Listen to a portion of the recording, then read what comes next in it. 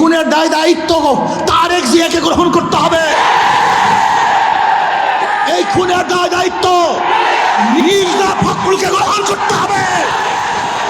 এই খুনের দায়িত্ব বিএনপি গ্রহণ করতে হবে।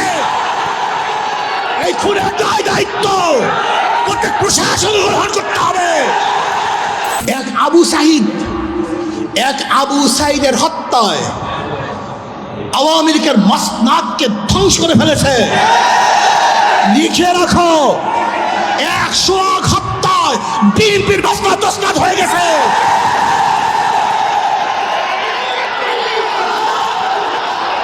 মিটফুটে খুন হয়েছিল বুধবার, কিন্তু আপনারা যে সাংবাদিক, আমরা দুঃখিত, লজ্জিত। সবার বিবেক মরে গেছে। বাংলাদেশে বিবেক বলতে কিচ্ছু নাই। বুধবার এই ঘটনা ঘটছে, কোন সাংবাদিক এই ঘটনা প্রকাশ করতে পারে নাই, অথচ সবার মাঝে এই ঘটনা ঘটেছিল। নাই একজন বাংলাদেশের সাংবাদিকের ঘটনা প্রকাশ করার মতো, নাই একজন পুলিশ কেস গ্রহণ করার মতো। আজকে এই মামলার যে বাদী, একজন মহিলা, তার সন্তান এখানে এসছে। এই যে তার সন্তান, সোহাগ মামলার এই বাদীর ছেলে, তার নিজের মুখে শুনেন মামলা দেওয়া হয়েছে, কিন্তু পুলিশ মামলা গ্রহণ করে নাই। পুলিশ তার মামলা গ্রহণ করে নাই। আজকে পুলিশ ভিন্ন খাতে এই মামলাকে নেওয়ার জন্য ষড়যন্ত্র শুরু করছে। আজকে আমরা দুঃখিত, লজ্জিত, মর্মাহত। আজকে বাংলাদেশে যে ঘটনা ঘটতেছে, গোটা দুনিয়ার সামনে মুখ দেখাবার মতো মুখ আছে বলে আমি মনে করি না। গোটা দুনিয়ার মানুষ আমাদেরকে খুনি মনে করে। যে দৃশ্য দেখেছি মিটফোর্ডের, আমি পুরাপুরি শেষ পর্যন্ত এই ঘটনা দেখতে পারি নাই। আমি নিজেই ভয় পেয়ে গেছি। এ কেমন এক অবস্থা, কেমন এক বর্বরতা! জাহিল যুগকেও ফেল করেছে। মানুষ এত নিষ্ঠুর কিভাবে হয়? মানুষ তো এইভাবে কুকুরকেও মারতে পারে না।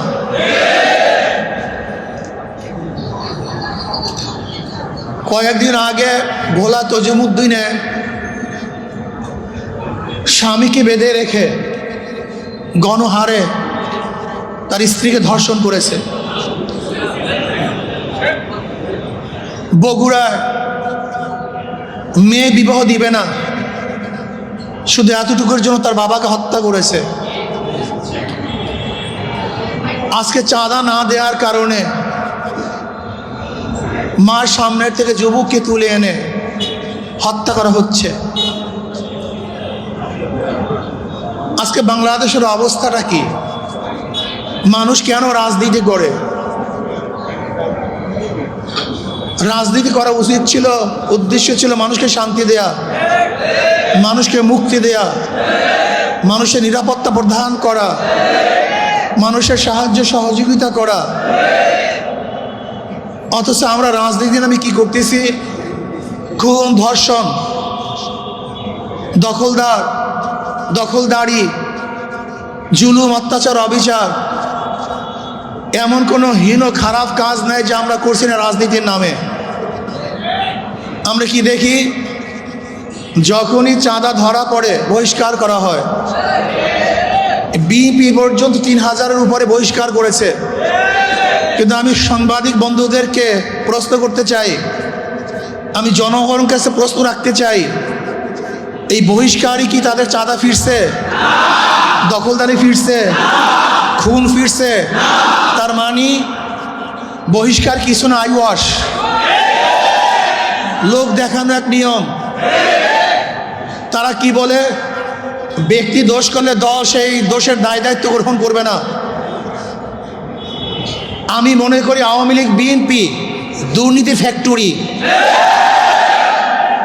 খুনের ফ্যাক্টরি। আবরারকে কারা হত্যা করেছিল? যেই ছাত্রগুলি হত্যা করেছিল তারা মেধাবী ছাত্র বাংলাদেশের, কিন্তু এই ফ্যাক্টরিতে যাওয়ার পরে তার খুনি হয়েছে। আজকে হাজারো মেধাবীরা এই আওয়ামী লীগ বিএনপি করার কারণে ওরা ধর্ষক হয়েছে, ওরা চাঁদাবাজ হয়েছে। এই দলগুলি এমন এক ফ্যাক্টরি, যদি ফেরেশতাও সেখানে ঢুকে আজাজিল হয়ে বের হবে, সৎ মানুষগুলি ঢুকলে চোর হয়ে বের হবে। যাদের হাতে রক্ত ছিল না, এই আওয়ামী লীগ বিএনপি করার পরে তাদের হাতের মধ্যে রক্তে রঞ্জিত হবে। যারা কোনো মেয়েদের দিকে তাকাতো না, এই দলগুলি করার পরে তারাই ধর্ষক হবে, জালেম হবে, অত্যাচারী হবে, তারাই টাকা পাচার করবে। এমন কোনো জায়গা নাই যেখানে চুরি হচ্ছে না, ডাকাতি হচ্ছে না, দখলদারি হচ্ছে না, চাঁদাবাজি হচ্ছে না। এই বরিশালের এমন কোনো স্থান দেখাতে পারবেন না যেখানে চাঁদাবাজি নাই। আমরা যা দেখছি চাঁদাবাজি যেগুলি আসছে, আপনারা জানেন মিটফুটে খুন হয়েছিল বুধবার, কিন্তু আপনারা যে সাংবাদিক, আমরা দুঃখিত, লজ্জিত। সবার বিবেক মরে গেছে, বাংলাদেশের বিবেক বলতে কিচ্ছু নাই। বুধবার এই ঘটনা ঘটছে, কোন সাংবাদিক এই ঘটনা প্রকাশ করতে পারে নাই, অথচ সবার মাঝে এই ঘটনা ঘটেছিল।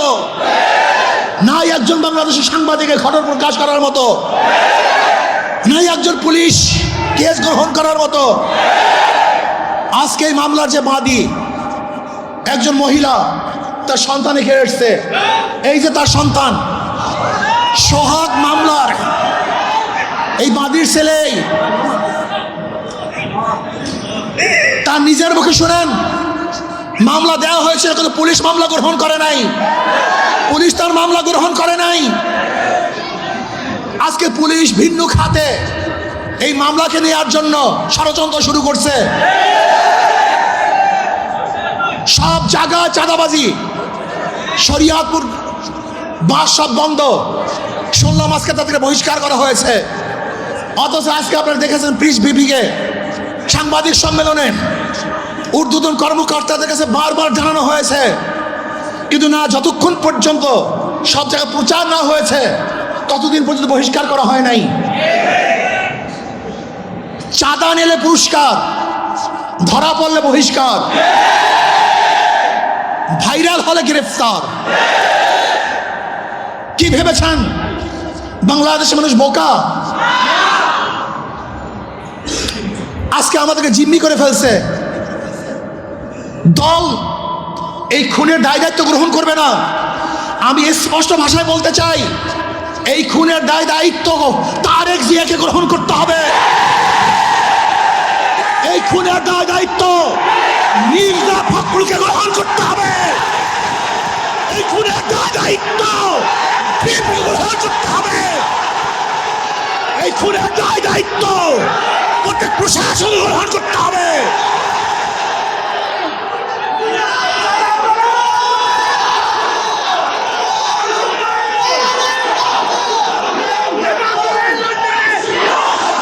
শোনেন,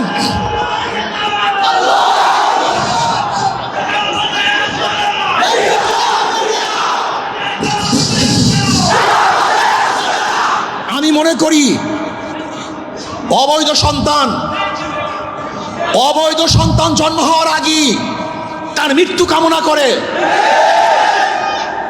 আজকে বিএনপি ক্ষমতা যাওয়ার আগেই তার পতন কামনা করে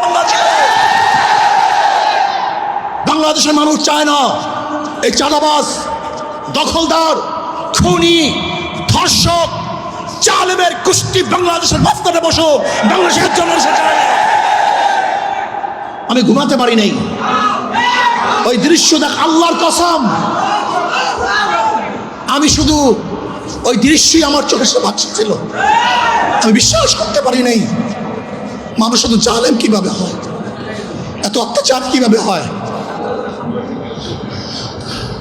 জালেমের গোষ্ঠী, খুনির গোষ্ঠী। শোনো, এক আবু সাইদের হত্যায় আওয়ামী লীগের মাসনাদকে ধ্বংস করে ফেলেছে। লিখে রাখো, 100 হত্যায় বিএনপির মাসনাদ হয়ে গেছে।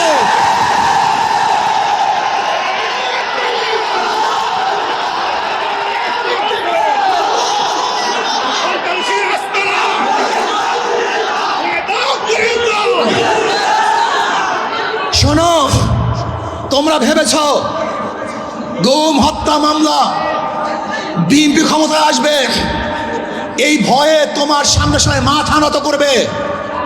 শিয়াল মাথা নত করতে পারে, ইঁদুর তোমার সামনে মাথা নত করতে পারে, লুবিরা তোমার সামনে মাথা নত করতে পারে, দুর্নীতিবাজরা তোমার পায়ের মধ্যে তৈল বর্ধন করতে পারে। অবৈধ ক্ষমতা যারা স্বপ্ন দেখে তারা তোমার সামনে গিয়ে মাথা নত করতে পারে, কিন্তু বাঘ তোমার সামনে মাথা নত করবে না, সিংহ তোমার সামনে দুর্বল হবে না, আদর্শবান ব্যক্তিরা তোমাকে কোনো অবস্থাতেই পছন্দ করবে না। ভাইরা আমার, আমি মানুষের বিবেক দেখছি। এই ঘটনা ঘটাবার পরেও বিবেকবান মানুষ যারা নিজেদেরকে শিক্ষিত দাবি করে, ওরা কিভাবে বিএনপি আওয়ামী লীগ করে আমার বুঝে আসে না।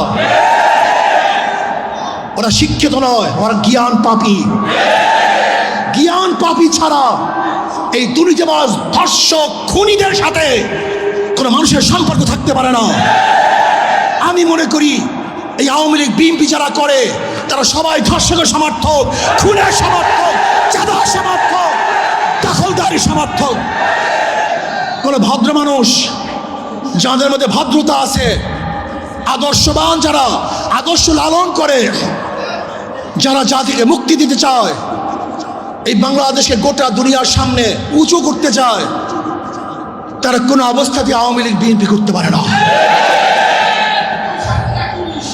আজকে আমরা বিবেক হারা হয়ে গেছি।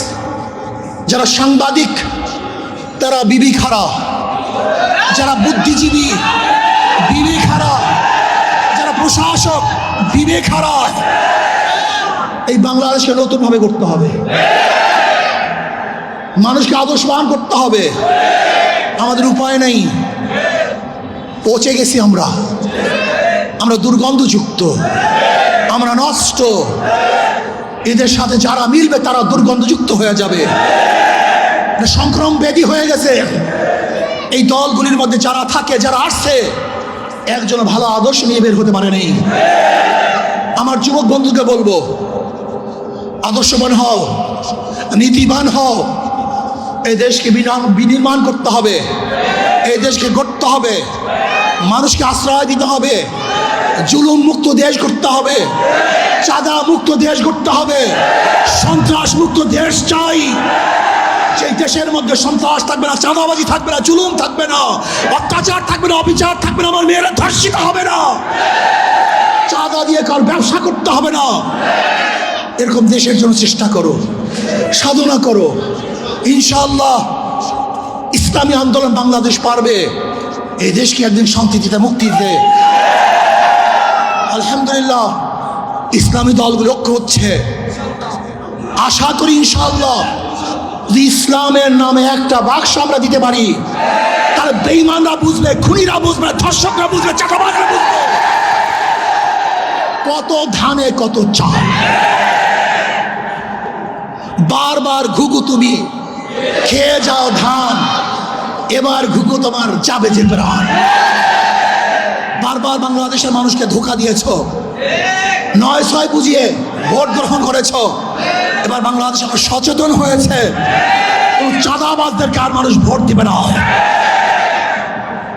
যারা বিগত দিনে দুর্নীতিতে 5 বার চ্যাম্পিয়নশিপ লাভ করেছে, যারা অবৈধ নির্বাচন উপহার দিয়েছে, যারা চাঁদাবাজি করার কারণে দেশ থেকে মানুষ বিতাড়িত করেছে, দ্বিতীয়বার তাদেরকে মানুষ আর ভোট দিবে না ইনশাআল্লাহ। চাঁদাবাজের বিরুদ্ধে ঐক্য হবে তো ইনশাআল্লাহ, চাঁদাবাজের বিরুদ্ধে সবে ঐক্য আসিতে ইনশাআল্লাহ। যখন যেই সময় ডাক দেওয়া হবে চাঁদাবাজির বিরুদ্ধে আমরা ঝাঁপিয়ে পড়বো ইনশাআল্লাহ।